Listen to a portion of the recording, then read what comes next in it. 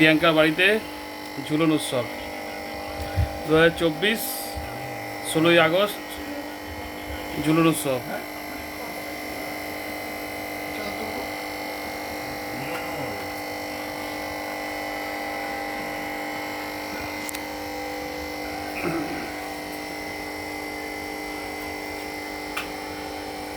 সব নিজের হাতে তৈরি পুতুল বানানো হয়েছে, কোনো কিছু কেনা হয়নি।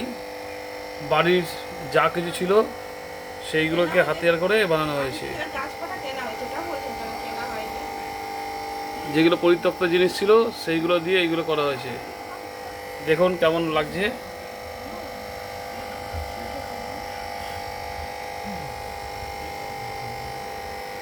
পুরো একটা গ্রাম তৈরি করা হয়েছে। পুতনা রাক্ষসী, বাসুদেব, শ্রীকৃষ্ণ,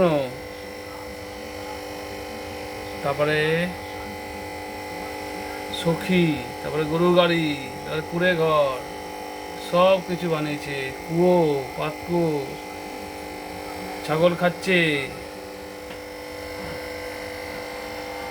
এই রাধাশ্যামী। তাহলে আপনারা দেখলেন, যে মতো কমেন্ট করবেন, লাইক করবেন, শেয়ার করবেন। হ্যাপি জন্মাষ্টমী।